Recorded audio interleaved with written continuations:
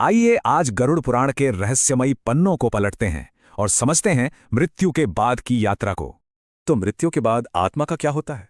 गरुड़ पुराण 13 दिनों की एक ऐसी यात्रा बताता है जो कल्पना से भी परे है।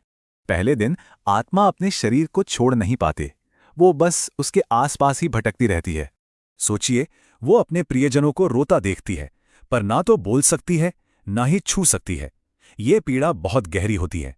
दूसरे दिन से कहानी बदल जाती है। मृत्यु के देवता, यम के दूत, उनका आगमन होता है। उनका रूप भी बड़ा भयावह बताया गया है। काले वस्त्र, लाल आंखें और हाथ में एक दंड। और यहीं कर्म का हिसाब शुरू होता है। पुण्य आत्मा को सम्मान और पापी आत्मा को यमदूत खींच कर ले जाते हैं। अब आती है सबसे बड़ी चुनौती, वैतरणी नदी को पार करना। गरुड़ पुराण कहता है कि ये नदी खून, मवाद और हड्डियों से भरी है, एक भयानक जगह जिसे हर आत्मा को पार करना है। पुण्य आत्माएं गोदान के सहारे इसे पार कर लेती हैं, लेकिन पापी आत्माओं को इसमें तैरना पड़ता है।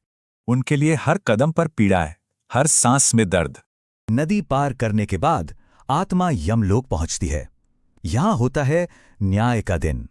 यहाँ चित्रगुप्त जीवन का पूरा लेखा जोखा सामने रखते हैं, कुछ भी छिपा नहीं रहता। आत्मा को अपने पूरे जीवन की एक फिल्म दिखाई जाती है। हर झूठ, हर क्रूरता, सब कुछ फिर से जीना पड़ता है।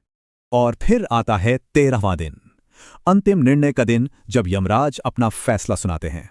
कर्मों के हिसाब से आत्मा का भाग्य तय होता है, स्वर्ग, नरक या फिर पुनर्जन्म। आत्मा को एक नया शरीर मिलता है जो पिछले जीवन के कर्मों से तय होता है। इसी दिन परिवार के श्राद्ध उस तक पहुंचते हैं। तो इस पूरी यात्रा से क्या सीखने को मिलता है? गरुड़ पुराण का संदेश बहुत सीधा और साफ है। मृत्यु अंत नहीं, एक नई शुरुआत है। हमारा हर कर्म, हर एक विचार मायने रखता है। तो सवाल यह है कि कोई अपनी यात्रा की तैयारी कैसे करना चाहता है? आखिर चुनाव तो हमारा ही है।